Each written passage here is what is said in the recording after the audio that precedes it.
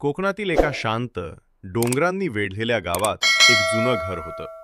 कौलारू छप्पर, अंगणात तुळस आणि भिंतींवर काळाच्या खुणा. त्या घरात राहत होती विनिता काकू, 70च्या घरातली पण अजूनही कामात चपळ स्त्री, आणि तिच्यासोबत तिचा नातू समीर. समीर 10 वर्षांचा हुशार मुलगा होता.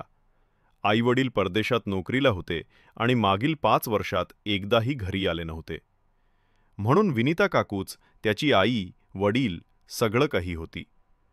सकाळी ती त्याला उठवायची, शाळेला पाठवायची, आणि संध्याकाळी जेव्हा तो परत यायचा तेव्हा गरम पोळ्यांचा सुवास सगळं घर व्यापून टाकायचा. त्यांचं आयुष्य साधं पण प्रेमानं ओथंबलेलं होतं. पण त्या प्रेमाच्या सावलीत एक गडद रहस्य लपलं होतं, जे समीरला अजून कळलं नव्हतं. गावात काही दिवसांपासून विचित्र कुजबूज सुरू झाली होती. लोक म्हणायचे, विनिता रात्री झोपत नाही, काहीतरी गुप्त करते. कधी कोणाला घराच्या मागे पावलांचे आवाज ऐकू यायचे, तर कधी जुन्या विहिरीत प्रकाश हलताना दिसायचा. समीरला वाटायचं कदाचित आजी झोपेत चालते असेल. पण एका पावसाळी रात्री त्याने जे पाहिलं त्याने त्याचं आयुष्य कायमचं बदललं. त्या रात्री विजांचा कडकडाट होताच समीर झोपेतून उठला आणि त्याने पाहिलं, विनिता लाल चादर ओढून हाती एक पेटलेला देवट घेऊन घराच्या मागच्या अंगणात जात होती. तो हळूच तिच्या मागे गेला. दाराच्या फटीतून पाहिलं तर आजी जमिनीखालून एक लोखंडी पेटी काढत होती. त्या पेटीत काही जुने फोटो, नोटा आणि एक पिवळसर पत्र होतं. एका फोटोत त्याचे आईवडील आणि एक अनोळखी पुरुष होता, ज्याच्या गळ्यात काळं ताबीज होतं. विनिता काकू अचानक मागे वळली आणि समीर तिच्या नजरेत आला.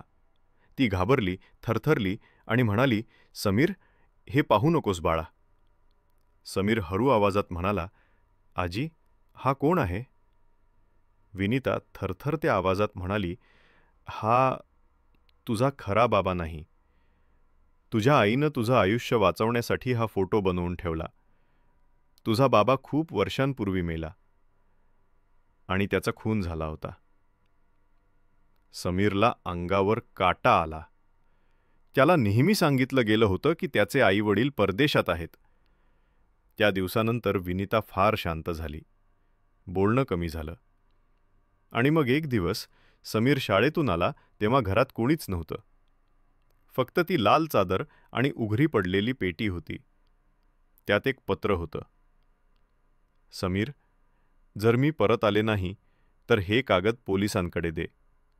तुझ्या वडिलांच्या मृत्यूसाठी गावातील विजयराव मोहिते जबाबदार आहे. त्याने संपत्तीच्या लालसेपोटी स्वतःच्या भावाला म्हणजे माझ्या मुलाला संपवलं.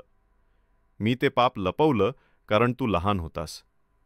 पण आता सत्य सांगायची वेळ आली आहे. समीरचं हृदय धडधडू लागलं. त्याने ते पत्र घेऊन थेट पोलिसांकडे गेला. तपास सुरू झाला आणि काही आठवड्यांतच सत्य बाहेर आलं. विजयरावनेच खून केला होता. पण विनिता काकू कुठे गेली? कोणी म्हणालं ती नदीत उडी मारली. काही म्हणाले ती डोंगरावरच्या आश्रमात गेली. काळ गेला. समीर मोठा झाला, शिक्षण घेतलं आणि शहरात नोकरीला लागला. पण आजीचा चेहरा विसरला नाही.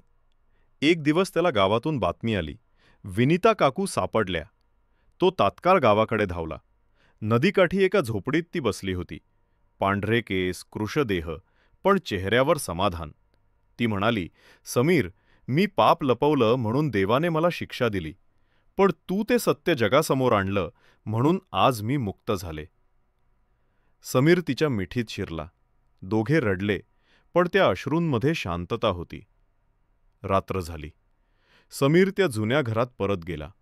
आणि आश्चर्य म्हणजे पुन्हा एकदा घरातून लाल प्रकाश दिसला. तो घाबरत आत गेला. पेटी पुन्हा बंद झाली होती, पण आत एक नवीन पत्र होतं. सत्य कधीच संपत नाही, ते फक्त रूप बदलतं. त्या पत्रावर स्वाक्षरी नव्हती, फक्त राखेचा एक ठिपका होता. तेव्हापासून गावात लोक म्हणतात, त्या घरात अजूनही विनिता काकूंचा आत्मा आहे. रात्री जेव्हा गावात अन्याय होतो तेव्हा लाल चादर दिसते आणि न्याय घडतो. आज समीर गावात शाळा चालवतो. तो मुलांना नेहमी सांगतो, प्रेम फक्त नात्यातून नाही तर सत्य सांगण्याच्या धैर्यातून जिवंत राहतं. आणि जेव्हा सकाळी तो देवळात दिवा लावतो तेव्हा हवेच्या झुळकीत लाल चादर हलते. जणू अजूनही विनिता काकू त्याच्या डोक्यावर हात ठेवतात.